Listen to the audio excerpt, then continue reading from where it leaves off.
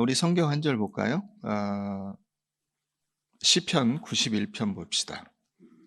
시편 91편.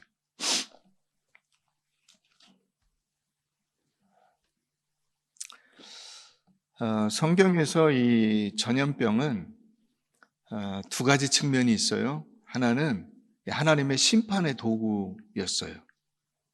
하나님께서 예를 들어서 다윗이 하나님 앞에 범죄했을 때 전염병으로 치시기도 하고 이스라엘 백성들에게 그렇게 심판을 하시기도 했어요.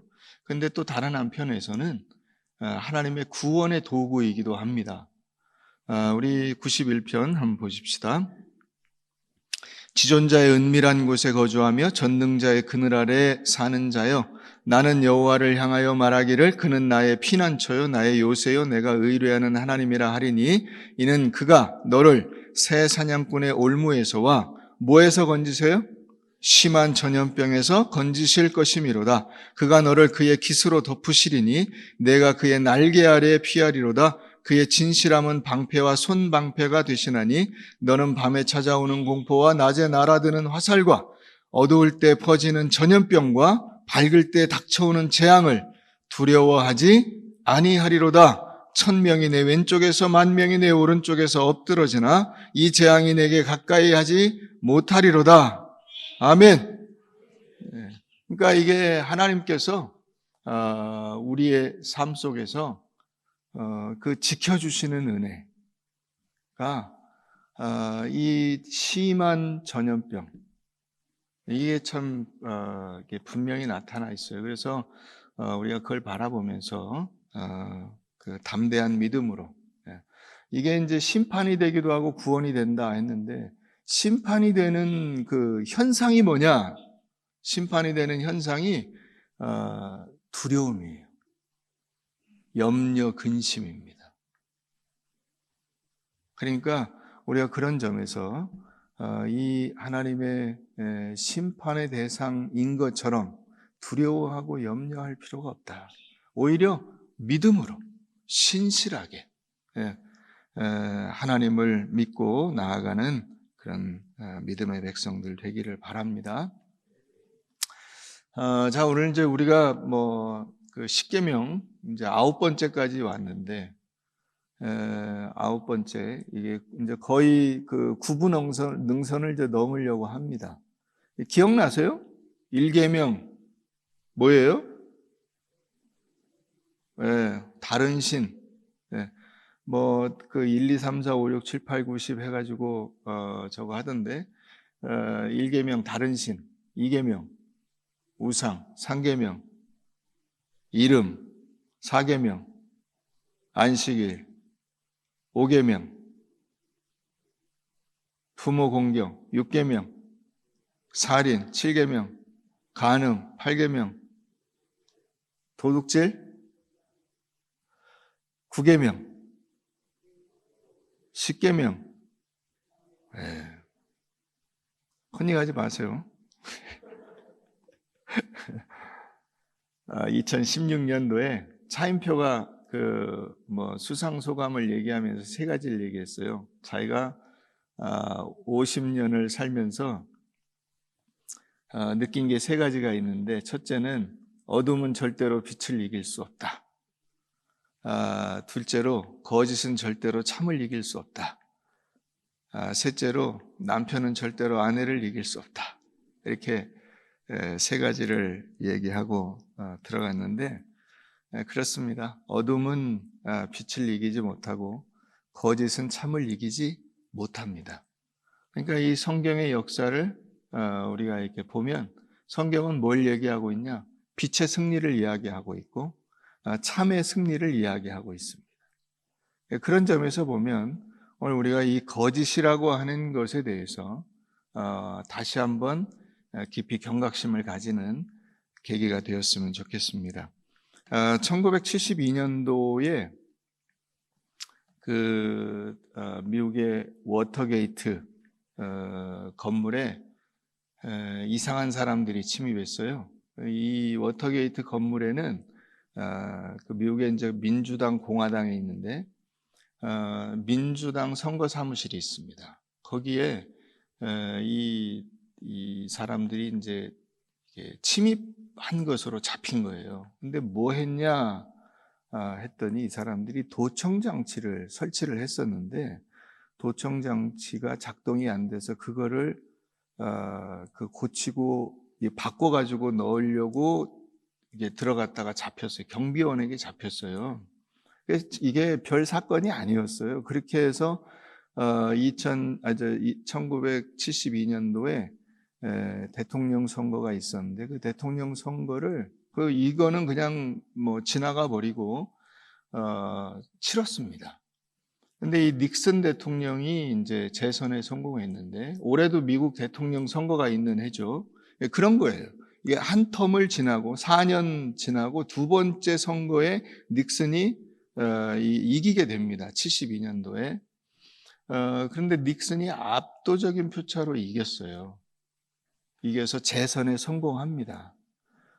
왜냐하면 닉슨 재임 중에 그 앞에 전반기 4년 중에서 월남전 끝내고 아폴로 11호 달 착륙하고 또 그 중국 그 당시엔 중공이죠. 중공 국빈 방문했어요. 최초의 공식 방문.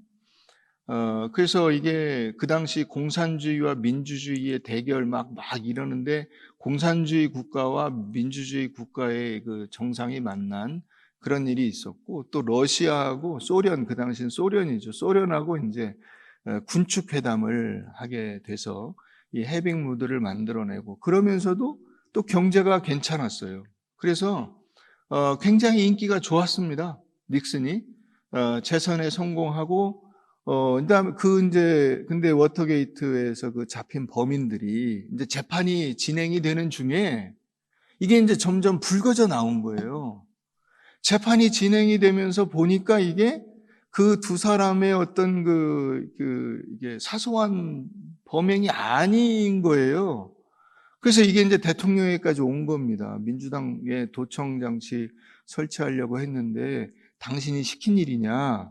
나는 그런 거 전혀 모른다. 난 상관없다. 이렇게 했는데 그게 거짓말인 게 드러난 거예요. 그래서 그 선거가 끝나고 그 1972년도에 그랬는데 6월 달에 1974년도 8월에 결국 닉슨이 사임하게 됩니다.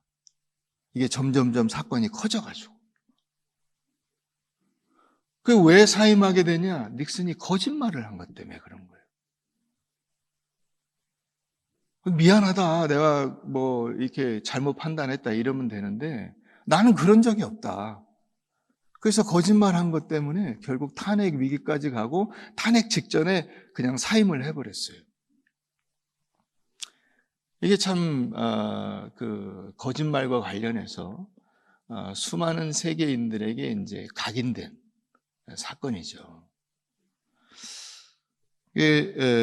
우리도 그런 점에서 보면 이 거짓말이 10개 계명 중에서 제일 많이 어기는 거예요. 사실. 그렇지 않아요? 10계명 10개 중에서 아마 제일 현실적으로 많이 범하는 죄 중에 하나가 거짓말이 아닌가 생각이 들어요. 이 거짓은 마귀의 대표적인 무기입니다. 마귀. 그걸 우리가 기억해야 돼요. 자, 우리 요한복음 8장 한번 가보십시다. 요한복음 8장 44절 신약성경 요한복음 8장 44절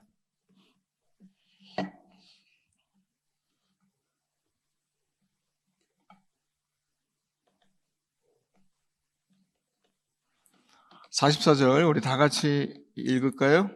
시작. 너희는 너희 아비 마귀에게서 났으니 너희 아비의 욕심대로 너희도 행하고자 하느니라. 그는 처음부터 살인한 자요 진리가 그 속에 없으므로 진리에 서지 못하고 거짓을 말할 때마다 제 것으로 말하나니 이는 그가 거짓말쟁이요 거짓의 아비가 되었음이라. 거짓말장이요 거짓의 아비. 누구예요? 마귀. 이 마귀가 디아블로스라고 하는 단어인데요.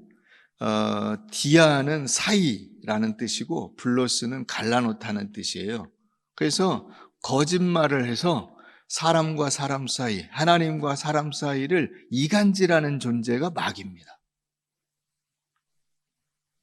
무섭죠. 그래서 마귀가 맨 처음에 한 일이 뭐냐?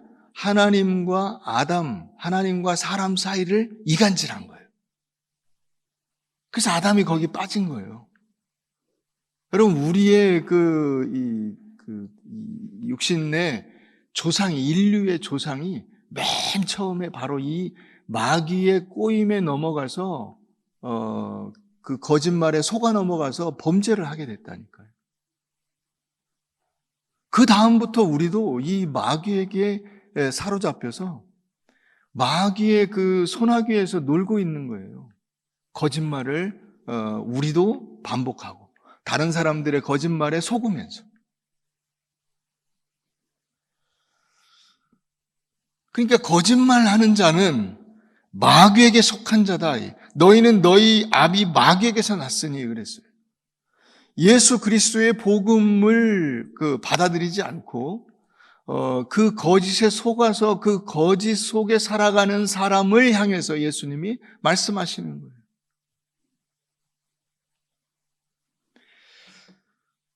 오늘날도 마귀는 우리들에게 엄청난 거짓말을 합니다.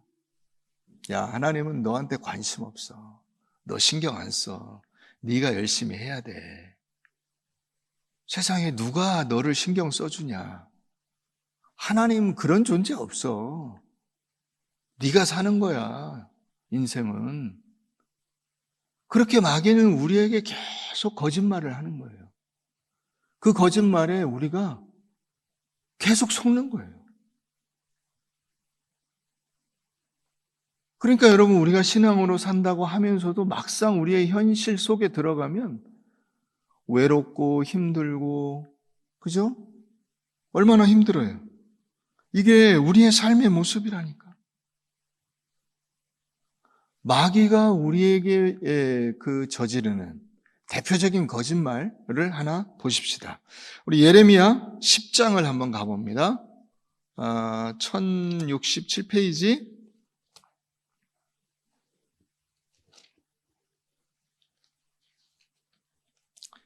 예레미야 10장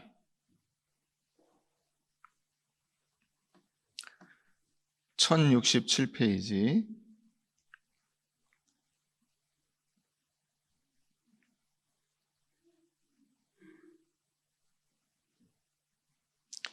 그 성경책을 이렇게 팍팍팍 넘기셔도 돼요. 그래서 찢어지면 새로 사면 돼요. 너무 이게 막 성경이어서 막 어찌할 줄을 뭐 금이야 오기야 막 한 장 한 장 넘기시지 말고 팍팍 넘기세요. 자, 예레미야 10장 12절. 여호와께서 그의 권능으로 땅을 지으셨고 그의 지혜로 세계를 세우셨고 그의 명철로 하늘을 펴셨으며 그가 목소리를 내신즉 하늘에 많은 물이 생기나니 그는 땅 끝에서 구름이 오르게 하시며 비를 위하여 번개치게 하시며 그 곳간에서 바람을 내시거늘 사람마다 어리석고 무식하도다. 은장이마다 자기가 조각한 신상으로 말미암아 수치를 당하나니. 여기 신상, 이게 이제 우상을 만드는 거죠. 이는 그가 부어 만든 우상은 진짜예요, 가짜예요? 가짜입니다. 거짓 것이요. 그 속에 뭐가 없어요? 생기가 없어요. 이 생기가 그 하나님께서 인간을 만드시고 그 코에 뭘 불어넣으셨어요? 생기를 이 같은 단어예요. 생기가 없어요. 이 생기가 루아흐라고 해서 이게 숨, 생명, 성령 뭐 다 그런 여러 가지 뜻을 가지는 거예요. 생기가 없어요.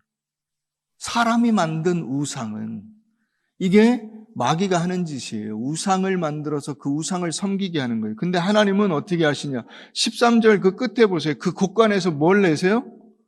바람을 내시죠? 그 바람이 생기예요.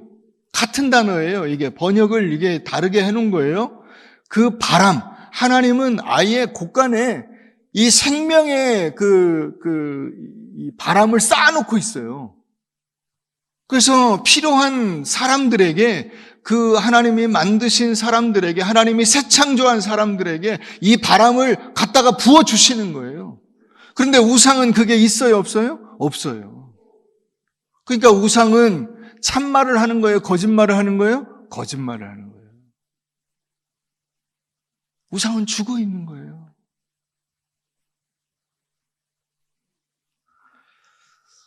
여러분, 제일 큰 사기가 뭐냐면, 이제 가끔 여러분 무슨 뭐 사회에 사기 사건이나 이런 게 나는데, 그런데 보면은 이렇게 이자를 많이 준다고 하고 돈을 받아가지고 그 돈으로 딴짓하고 나중에 이 사람이 이제 원금을 찾으려고 할 때 원금이 없어져 버리는 거죠.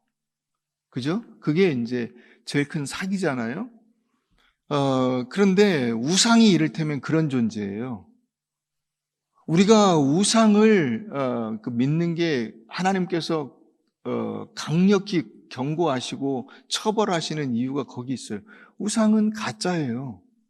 힘을 발휘할 수가 없다고. 그러니까 내가 필요할 때 우상의 힘을 빌어서 이 문제를 해결해낼 수가 있어야 되는데 할 수가 없어요. 가짜예요. 그래서 그 결정적인 순간에 무너져 내리는 거예요. 마치 가짜 통장과 똑같아요. 가짜 통장에 그 사기꾼이 계속 그 통장도 진짜인 것처럼 위조해가지고 원래 그 원본에는 없는데 그냥 통장만 가짜로 만들어서 줄 수가 있어요. 자, 그래서 그 통장을 보면서 내 통장에는 돈이 얼마가 있어 라고 착각을 할 수가 있습니다. 그래서 막상 내 필요해가지고 가서 은행에 가서 돈 주세요 그러면 당신 계좌에 돈이 없어요. 깜짝 놀라게 되겠죠. 우리가 우상을 섬기는 것이 그런 거예요. 돈을 우상이라고 생각하고 권세를 우상이라고 생각하고 건강을 우상이라고 생각하고 그러고서 막 그거에 의지해서 살다가 어느 순간에 내가 이거 있으니까 됐지 그러고 딱 내밀었더니 그걸로 해결이 안 되는 거예요. 육적인 영적인 문제 해결이 안 되는 거예요. 이게 제일 큰 거짓말이 되는 거죠. 그런데 하나님은 어떻게 하시죠? 그것들은 헛것이요 망령되이 만든 것인즉 징벌하실 때 멸망할 것이나 야곱의 분깃은 이같지 아니하시니 야곱의 분깃은 야곱의 유산, 이 진정한 유산 하나님은 그같지 아니하시니 그는 만물의 조성자요 이스라엘은 그의 기업의 지파라. 그 이름은 뭐예요? 만군의 여호와 체바오트. 이 만군 군대잖아요. 모든 군대라는 뜻이에요. 자, 왜 군대냐? 이와 같은 거짓을 때려 부수고 쳐 부수는 군대이기 때문에 만군의 여호와예요. 마귀와 우상들의 그 거짓과 그 속임수를 때려 부수는 분이 바로 만군의 여호와. 그러므로 거짓은 마귀의 대표적 무기요. 하나님은 이 마귀를 쳐부수는 만군의 여호와이심을 기억하시기를 바랍니다. 자, 두 번째, 그래서 우리가 거짓말을 왜 하냐 이거죠. 거짓말 왜 할까요? 오늘 그 16절에 보면 뭐라고 돼 있어요? 이웃에게 거짓 증거하지 말라 이렇게 돼 있죠. 예. 우리가 거짓말을 왜 하냐? 남을 이겨서 내가 원하는 것을 가지려고, 남을 짓밟아서 내 욕심을 채우려고 거짓말을 하게 된다는 것입니다. 이웃에게 그 적대적인 이게 이제 정말 이제 도를 넘었어요. 도를 넘었어요. 거짓이 아무렇지도 않아요. 여러분 사회에 보세요. 거짓말 하는 게 그냥 너무 보편적이에요. 무슨 뭐 청문회 이런 거 통해서 우리가 이미 확인된 바이지만은 거짓말 하는 게 너무 보편화됐어요. 일상적이에요. 여러 가지 관련된 기사들이 있습니다만 예를 들어서 중앙일보 2010년 10월 27일자 기사에는 그런 얘기가 났어요. 한국과 일본의 그 위증죄, 무고죄에 관한 기사인데, 한국의 경우 2007년 기준으로 법정이나 국회 등 진실을 말해야 하는 장소에서 위증죄가 일본의 171배, 없는 일을 꾸며서 고소, 고발하는 무고 사건이 217배이다 하는 거예요. 이런 범죄가 많다. 일본 인구가 우리나라의 2.5배인 점을 감안하면 위증죄는 427배가 되고 무고죄는 542배가 된다는 것입니다. 기사마다 조금씩 차이는 있을 수 있어요. 핵심은 뭐냐면 거짓말을 많이 하고 거짓말과 관련된 범죄가 많다는 겁니다. 그 얘기예요.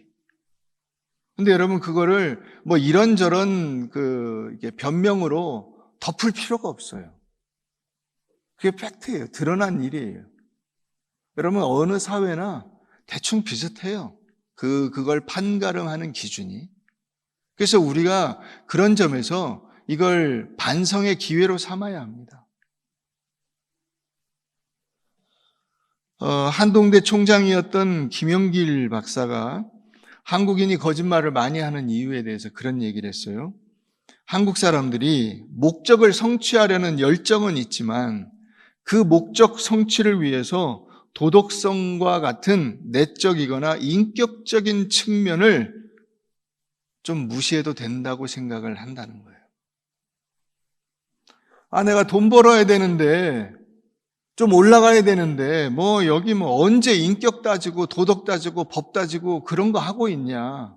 그런 사고방식을 가지고 있다는 겁니다. 그렇죠.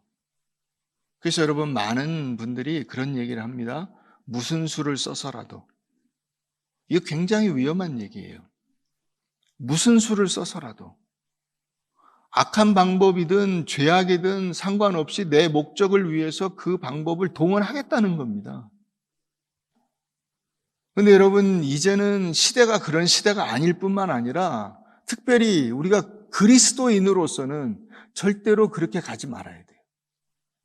이제부터 달라져야 될 줄로 믿으시기 바랍니다. 우리가 과거에 조선시대나 일제시대나 혹은 6.25를 거치면서 한국인의 윤리의식들이 많이 무너졌습니다. 그러나 이제는 새로운 윤리의 토대를 쌓아야 돼요. 그러니까 여러분, 선진국이라고 하는 것이 우리가 일본을 선진국으로 잘 인정하지 않으려고 하는 그런 근거가 있었어요. 그 사람들의 정치의식과 도덕성이 문제가 있다. 그런 비난을 했습니다. 그러면 그 비난을 오늘 우리에게 적용을 해보세요. 한국이 그러면 선진국이 됐냐? 다 아마 선뜻 자신하기가 어려울 거예요. 그럼 우리나라 그리스도인들은 다르냐? 여기에 대해서 우리도 선뜻 자신하기가 어렵습니다. 어떻게 해야 될까요? 이거를 이제 고쳐나가야죠. 고쳐나가야 됩니다. 과거에는 그런 것들이 그렇게 큰 문제가 되지 않았어요. 잘 사는 것이 목적이었어요. 지상 목표였어요. 그래서 70년대 그 새마을 운동은 대표적인 거예요. 잘 살아보세요. 근데 이제는 단순히 잘 살아서는 안 돼요. 돈이 많다는 것으로 존경을 받지 못해요. 높은 자리에 올라갔다고 해서 사람들의 그 복종을 이끌어낼 수가 없어요. 그가 과연 도덕적으로 깨끗하냐? 정직하게 돈을 벌었냐? 그의 삶이 성실하냐? 이걸 이제 사람들이 눈여겨보기 시작했어요.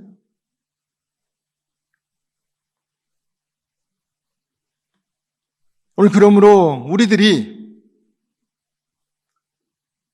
이 10계명을 생활화해 나가는 것이 필요합니다. 거짓말을 버리고 신실하게 진실을 말하고, 차라리 진실을 말할 수 없다면 아무 말도 하지 않는 것이 나은 거죠. 근데 거짓말을 밥 먹듯이 하게 되면 어떻게 되냐? 자, 이사야 59장 한번 가보십시다. 예레미야 앞으로 조금 넘어가면 이사야 59장이 있어요. 1040페이지 이사야 59장.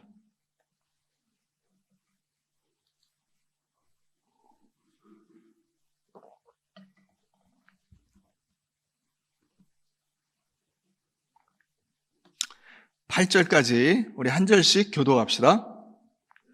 여호와의 손이 짧아 구원하지 못하심도 아니요 귀가 둔하여 듣지 못하심도 아니라 오직 너희 죄악이 너희와 너희 하나님 메시아를 갈라놓았고 너희 죄가 그의 얼굴을 가리어서 너희에게 듣지 아니하게 함이니라. 이는 너희 손이 피해 너희 손가락이 죄악에 더러워졌으며 너희 입술은 거짓을 말하며 너희 혀는 악독을 내밀어 공의대로 소송하는 자도 없고 진실하게 판결하는 자도 없으며 허망한 것을 의뢰하며 거짓을 말하며 악행을 잉태하여 죄악을 낳으며 독사의 알을 품으며 거미줄을 짜나니 그 알을 먹는 자는 죽을 것이요 그 알이 밟힌즉 터져서 독사가 나올 것이니라.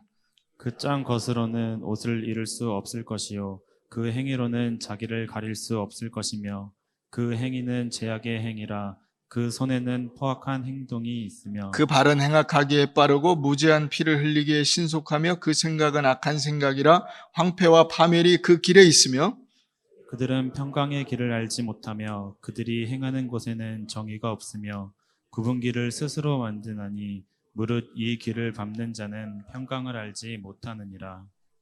세상에 뭐가 없어요? 평안이 없어요. 평안이 없어요. 여러분, 우리가 거짓에 근거한 삶을 살 때 개인적으로는 뭐 말할 것도 없고 사회 전체가 평안이 없어요. 여러분, 왜 사회가 스트레스가 많고 이렇게 우울증이 많고 정신병자들이 생기고 이렇게 되느냐? 자꾸 이런 거짓에 근거한 삶을 살고 있기 때문에 그렇습니다. 우리의 삶 전체가 거짓에 근거한, 여러분 어찌 보면 우리의 번영이라는 것이 그게 껍데기뿐이에요. 그 속에는 모든 시스템 속에 부정이 있고 거짓이 있고 가짜가 있고 그래서 어떻게 되죠? 평안이 없어요. 우리가 옛날에 생각할 때는 자, 돈 좀 많이 벌면 그 당시에 60년대, 70년대, 80년대에 우리 가정에 돈만 조금 있다면 세상은 굉장히 살기 좋아질 것이다 이렇게 생각을 했어요. 그런데 점점 어떻게 되죠? 점점 살기가 어려워요. 돈이 없는 건 아니에요. 여러분들이 옛날보다 돈을 못 버는 것도 아니에요. 살기가 좋아졌어요. 좋은 집에 살아요. 좋은 옷을 입어요. 좋은 것을 먹습니다. 그런데 평안이 없어. 평안이. 이게 지금 우리가 살고 있는 삶이에요. 원인이 무엇인가? 여기 나오죠. 너희 입술은 거짓을 말하며 너희 혀는 악독을 내며 공의대로 소송하는 자가 없고 진실하게 판결하는 자가 없고 허망한 것을 의뢰하고 거짓을 말하고 악행을 잉태하고 죄악을 낳고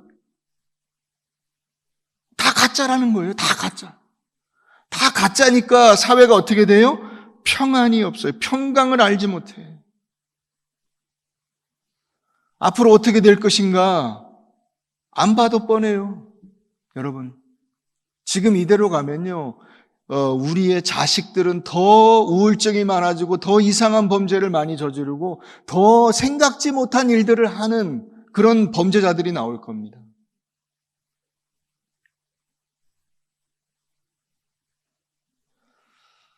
자, 그러면 어떻게 해야 될까요? 여러분, 어떻게 해야 될까요? 진실하게 살아야죠. 그죠? 거짓말을 하면 안 되죠. 자, 거짓말을 해서는 안 되는 이유, 첫 번째.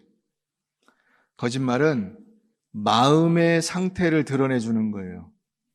내 마음이 얼마나 진실하냐, 내 마음이 얼마나 거짓이냐 했을 때 거짓이 이게 밖으로 뿜어져 나오는 거죠. 여러분 요즘에 무슨 기생충 그 영화 보셨어요? 그 홍순하니까 누구야? 기정인가? 걔 변기에 왜 앉아 있잖아요. 변기 속에서 하수도가 뿜어져 올라옵니다. 이를테면 그 뿜어져 올라오는 그 하수도가 거짓말이에요. 우리가 거짓말을 한다는 것은 속에 있는 거짓이 나오는 거예요. 예수님이 그 말씀을 하셨죠. 사람의 속에서, 사람의 입으로 들어가는 것은 사람을 더럽게 할 수 없다. 바이러스가 들어간다 하더라도 그 바이러스 때문에 그 사람 자체가 더러워진 건 아니에요. 치료하면 됩니다, 그거는. 문제는 이 입에서 나오는 거예요. 이 입에서 나오는 거는 모든 거짓과 악독과 더러운 것들이 나온다. 예수님 말씀하시잖아요. 그게 거짓이에요. 우리 속에서 나오는 것.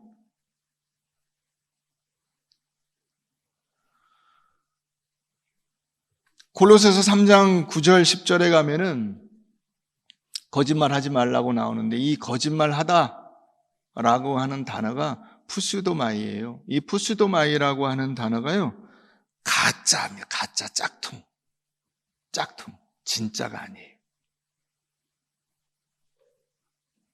여러분들 이제 오늘 여자분들 들고 온 가방 중에 있죠? 루이비 땡 진품 들고 오신 분, 오늘 진품 있을 수 있어요.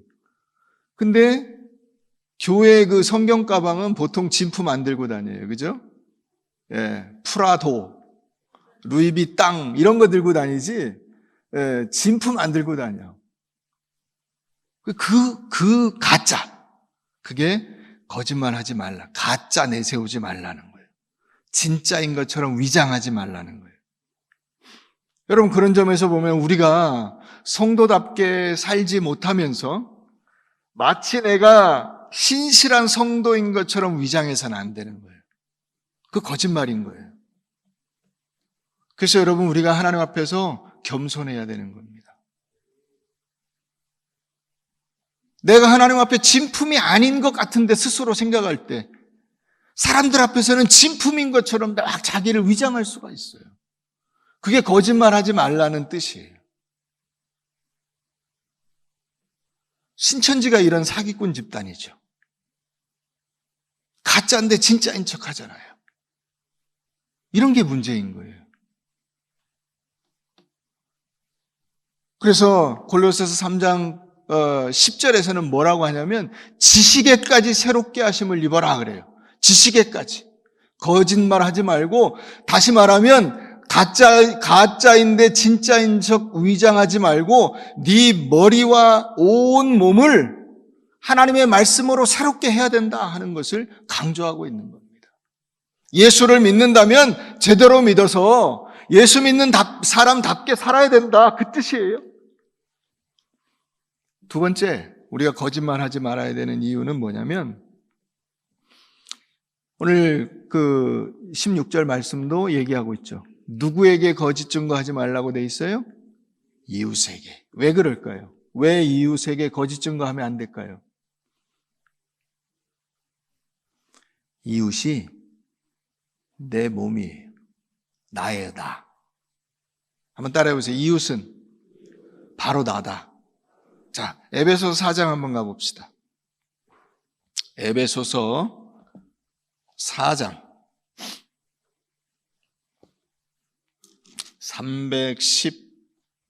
315페이지 에베소서 4장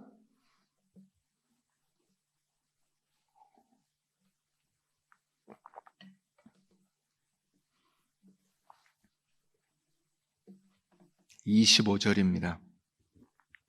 에베소서 4장 25절 다 같이 읽겠습니다. 25절 시작. 그런즉 거짓을 버리고 각각 그 이웃과 더불어 참된 것을 말하라. 이는 우리가 서로 지체가 됨이라. 서로 지체가 됨이라 그랬어요. 지체가 됨이라. 이 지체라고 하는 것은 내 몸이라는 뜻이에요. 내 몸. 그렇죠. 여러분, 자해라는 게 있어요. 자해 들어보셨죠? 자해가 뭐죠? 자기가 자기 몸을 해치는 거예요. 제가 그 중학교 다닐 때, 이렇게, 뭐 보통 뭐 일반적인 애들이 다 순진하죠. 그죠? 중학생 때 순진하고, 뭐 전 또 이제 열심히 교회 다니고, 뭐 주위에서 그런 사람을 본 적이 없기 때문에 처음 봤어요. 근데 뭐냐면 그 노는 애들이 그 담배 핀다는 것도 그 당시에는 뭐 상상을 할 수 없는 일인데, 담배 그 불로 몸을 지져가지고 여기 이렇게 막 몸에다 흉터를 내고 온 거를 본 거예요. 그래서 저는 진짜 깜짝 놀랐어요. 야, 얼마나 아플까. 우리가 이게 뭐 뜨거운 그릇 같은 거 잘못 만져가지고 손을 대도 아플 텐데, 혹시 이 중에 담배방에 있는 분들이 있으면 양해하세요. 예, 다 돌아오신 분들인 줄로 알겠습니다. 한때 뭐 그럴 수는 있죠. 그렇죠? 예, 혹시 이제 우리 그 권사님들 중에 담배방에 있는 분들이 있으면 양해하세요. 예, 제가 보자고 안 할 테니까. 근데 이게 얼마나 아플까요? 그렇지 않아요? 이게 자해예요. 근데 거짓말하는 게, 이웃에게 거짓말하는 게 그렇다는 거예요. 그러면 가정이 아프고, 가정 안에 거짓말이 있으면 가정이 아프고, 교회 안에 거짓말이 있으면 교회가 아픈 거예요. 왜? 자해를 했기 때문에.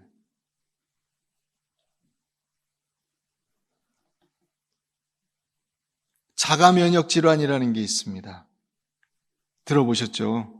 혹시 이 중에 또 그런 질환으로 고통을 받고 계신 분들이 있으면 빨리 하나님께서 치유해 주시기를 축원합니다.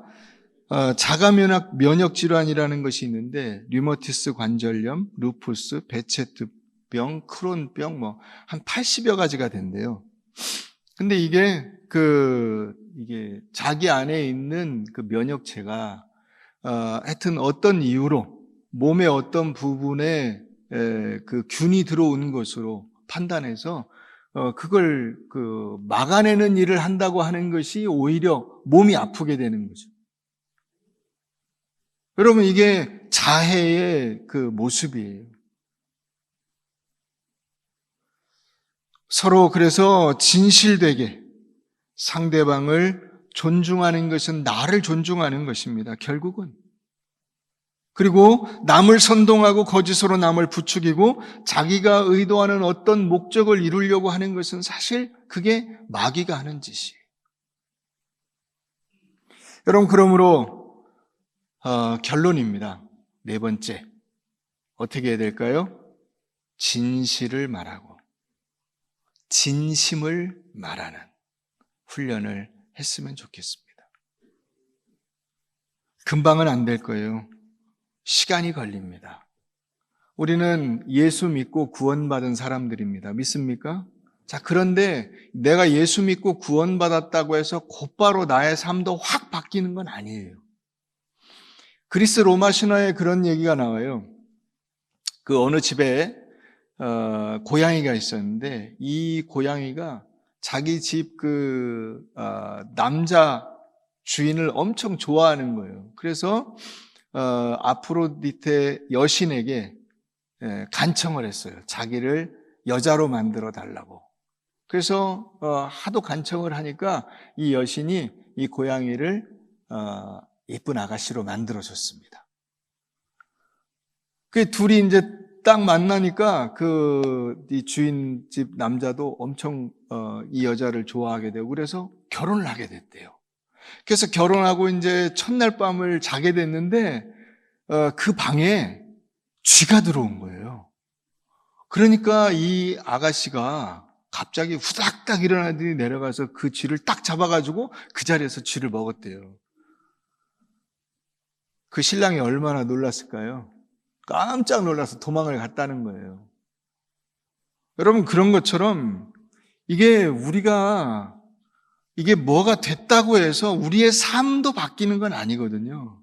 제가 목사가 됐다고 해서 하나님처럼 금방 바뀌는 것이 아니고, 장로 임직을 받고 권사 임직을 받고 뭐 집사 임직을 받고 뭐가 되고 했다고 해서 삶이 확 바뀌는 건 아니에요. 시간이 걸려요. 시간이. 연습하고 훈련하고 해야 돼요. 우리의 일상과 가정에서 연습과 훈련으로 만들어지는 것이 신앙이고 인격입니다. 믿으십니까? 그렇기 때문에 우리가 매일같이 연습해야 돼요. 악한 습관을 버리는 연습을 해야 되고 좋은 습관을 들이는 연습을 해야 돼요. 그래서 여러분들이 말하는 거 여러분 거칠게 말하면 그 거칠게 말하는 습관을 바꾸세요. 입에 늘 이게 요즘에 무슨 방송 보면 트로트가 요즘 유행인 모양이죠? 좋아하는 트로트 있으세요? 제일 좋은 트로트가 있어요. 나의 갈 길 다가도록 예수 인도하시니 내 주를 가까이. 트로트 풍으로 불러보세요. 얼마나 좋은가. 예. 랩으로 부를 수도 있고 다 있어요.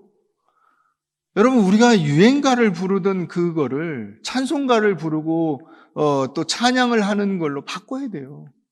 이게 옛 습관을 버린다고 해서 싹 없어지는 게 아니고 새로운 습관을 들여야 됩니다. 자, 그래서 세 가지를 제가 정리하면 매일 여러분들의 가족과 여러분들의 주변에 있는 사람에게 하루에 한 번이라도, 하루에 한 번 사실 쉽지 않은데 한 번 칭찬과 격려의 말을 해보세요. 매일 뜬금없이 생뚱맞아도 괜찮아요. 그냥 갑자기 내가 갑자기 왜 그래 그러면 갑자기 생각이 나서 한 얘기야. 내가 전에부터 해주고 싶었는데 이 얘기를 못했어. 근데 지금 생각났어. 하세요. 남자분들이 아내들에게 제일 하기 어려운 말 뭐죠? 사랑해. 하세요. 갑자기. 여보 당신 왜 그래? 죄 졌어? 갑자기 생각이 나서 하세요. 두 번째, 하나님 말씀을 묵상하고 읽고 암송하세요. 말씀이 들어와야 입에서 이 좋은 얘기들이 나오게 되어 있어요. 이게 입력이 없는데 어떻게 출력이 있어요? 내한테 하나님의 말씀이 들어가질 않고 여기 자리 잡은 게 없는데 뭐가 나올 게 있어야죠. 그러니까 넣어야 돼요. 넣어야 됩니다. 여러분 밥을 먹어야 건강하지 않습니까? 똑같은 이치예요. 하나님의 말씀이 내가 들어가야 여기서 좋은 얘기가 나오죠. 그래서 매일같이 여러분 뭐 해야 돼요? 아유, 그렇죠. 제가 꼭 엎드려야 절을 받을 수가 있어요. 세 번째는 실패했다고 해서 낙심하지 말고 내가 하려고 했는데 잘 안 됐어. 그럼 어떻게 될까요? 또 해야죠. 계속 시도하세요. 계속 시도하세요. 말씀을 정리하겠습니다. 저는 가끔 그런 생각을 해요. 우리 여자분들 보면 참 대단해요. 왜냐하면 하이힐을 신고 하루 종일 돌아다니잖아. 그죠? 이 하이힐이 까치발이거든. 근데 사람이 까치발을 딛고 다닌다는 건 굉장히 힘들고 어려운 일이에요. 우리가 일상을 살아가면서 남들에게 보여주고 싶어서 까치발을 딛고 사는 삶은 이제 내려놓을 필요가 있어요. 그게 힘든 거예요. 계속 하이힐 신고 다니면 어떻게 됩니까? 병이 납니다. 몸이 건강하지 않아요. 한동안은 문제가 없을 수 있지만 오래도록 그렇게 할 때 이 체형에 이상이 오고 척추에 이상이 오고 문제가 생겨요. 그렇듯이 우리가 남에게 보여주기 위한, 다시 말하면 남을 어떤 식으로든 제압하기 위해서 나 이런 사람이야 라고 자랑하기 위해서 까치발을 딛고 산다는 것은 힘겨운 일이에요. 평강이 없어요. 다 내려놓고 겸손하게 하나님 앞에 꿇어 엎드리면 좋겠습니다. 여러분 우리가 우리 자신을 알잖아요. 하나님 앞에서 내가 대단한 존재가 아닙니다. 대단한 존재가 아니에요. 하나님 앞에 나는 아무것도 아닙니다. 하나님, 저 아무것도 아닙니다. 저를 불쌍히 여겨주십시오. 그렇게 내려놓고 진심을 그리고 진실을 여러분들의 안에 품어가는 여러분들 되시기를 바랍니다.